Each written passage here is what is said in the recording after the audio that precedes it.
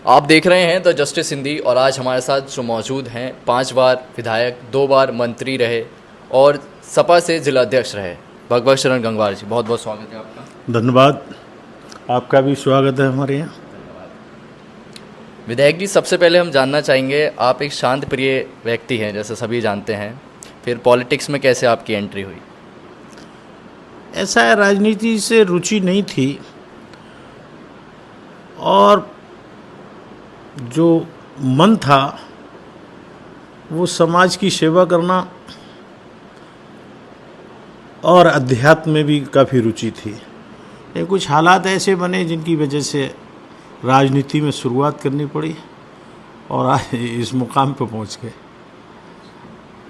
आप 5 बार विधायक रहे हैं, 2 बार मंत्री रहे हैं, आपने कांग्रेस की सरकार भी देखी है, बसपा की भी देखी है और अब भाजपा की भी देख रहे हैं, तो क्या फ़र्क नज़र आया है? ऐसा है, जहाँ फ़र्क की बात है, हर आदमी का या हर राजनीतिक व्यक्ति का अपना सोच अलग अलग होता है। ये लोग जिस तरीके से लोकतंत्र में अपनी सरकार चला रहे हैं वो किसी को भी पसंद नहीं आ रही है। ये ज़रूर है कि जो हिंदू मुसलमान की ये राग अलापते हैं उसमें जो हिंदू पक्ष है वो इन्हें कुछ कहना चाहिए, ज़्यादा तरजीह दी है और इसीलिए इनकी सरकार बन गई। फिर इनने सारे तरीके अपनाए, उसमें छल कपट बेईमानी सभी कुछ है और उसी की वजह से आज ये इस्टेब्लिश है। अब पूरा हिंदुस्तान जान भी गया है और जो हालात हैं आज वो इनके पक्ष में नहीं है। बरेली में रिसेंटली देखा गया एक हुआ था और जैसे कुछ लोगों का आरोप है, जनता का आरोप है कि जिस तरह से सपा को एक तरफा वोट पड़ता है उस तरह से सपा पीड़ितों के साथ खड़ी दिखाई नहीं दी है। नहीं, आपका ये कहना तो गलत है। हम लोग जिस दिन ये घटना घटी हम इसे दंगा, पहली बात तो दंगा नहीं मानते। हमारा परसों भी भारत समाचार वालों ने इंटरव्यू पीलीभीत में लिया। हमने कहा दंगा किस में हुआ? वहाँ कोई हिंदू नहीं था, ना हिंदू ने किसी को मारा और ना मुसलमान ने किसी को मारा। मारने वाले केवल प्रशासन के लोग थे और बिल्कुल स्पष्ट है। हम तो, हमारा प्रतिनिधि मंडल आईजी साहब के यहाँ गया था मिलने, उसमें इत्तेफाक से हमें बोलने की वो दी गई थी पार्टी की तरफ से कि आप ही कहेंगे जो कुछ कहेंगे। हमने उनसे भी कहा, हमने आईजी साहब हम आपसे ये कहने आए हैं कि घटना घट गई, क्या घटी वो आपको भी मालूम है, पूरी बरेली जानती है। अब जो हो रहा है या जो हुआ है, जो निर्दोष गए हैं उन्हें कहना चाहिए जांच तत्काल इमीडिएट करा के उन लोगों को बाहर निकलवाइए जो नहीं, कोई उनका दोषी नहीं है और अब दोषी और पकड़े ना जाएं क्योंकि दोषी कोई है ही नहीं।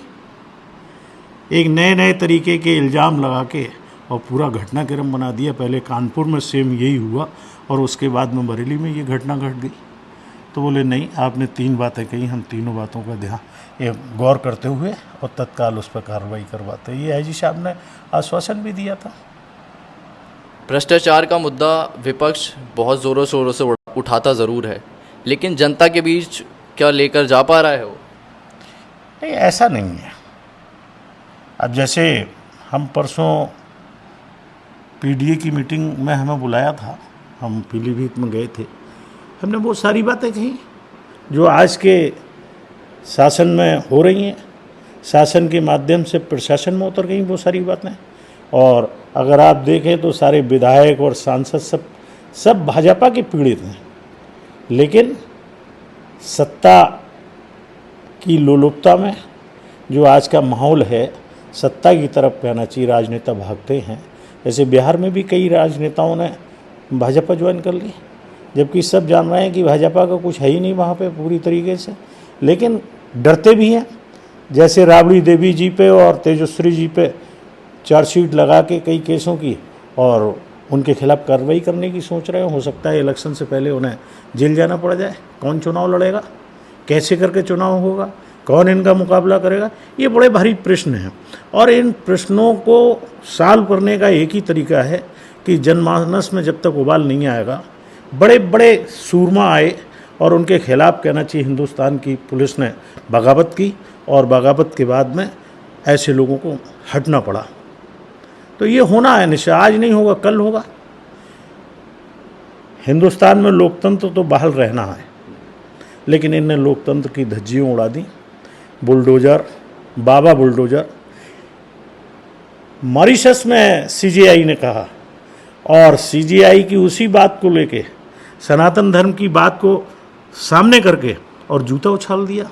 यहाँ तो ना न्याय करने वालों की कोई इज्जत है, ना न्यायालय की इज्जत है। तो ये एक अजीब माहौल बना हुआ है, इसे पब्लिक देख रही है, और इसका निश्चित रूप से पब्लिक में आक्रोश है आज भी, और वो पूर्ति होगी अगले आने वाले चुनाव में। कोई ऐसा कार्य जो आपको लगता है भाजपा सरकार में हुआ है, बेहतर हुआ है सपा सरकार से? ऐसा है, हम तो जब हमारी सरकार नहीं बनी और होली का कार्यक्रम था लखनऊ में कार्यालय पे, तो हमें भी बोलने का मौका मिला। हमने एक ही बात कही, माननीय मुख्यमंत्री जी, आपने जो काम कराए हैं, जो बड़े बड़े पुल बिल्डिंगें खड़ी कर दी हैं आपने, उन पुल और बिल्डिंगों की इन्हें रंगाई पुताई नहीं करा मिलेगी। और आज वही हो रही है ना, गड्ढों से कोई मतलब, सड़कें ख़राब हैं, सारे मामले रोज़ देखें आप, कहना चाहिए कुड़हरा पीर पे, कोतवाली पे, यानी कोतवाली के सामने रोज़ जाम लगता है, ताज्जुब की बात है। तो ये सब व्यवस्थाएं खराब हैं, और ख़राब इसलिए ना कोई अनुशासन है, ना कोई सोच है, ना कोई नीति है। आपने अखिलेश जी और मुलायम सिंह जी दोनों की कार्यशैली देखी है, तो किसकी आपको पसंद आई या बेहतर लगी है? नहीं, ऐसा है, देखो मैं एक बात बताऊँ, एक जैसा तो कोई नहीं करता, हर आदमी आगे बढ़ के काम करना शुरू करता है। नेताजी में जो बातें थीं वो भी ऐसी बातें थीं माननीय नेताजी में जो किसी हिंदुस्तान के राजनेता के अंदर नहीं थी।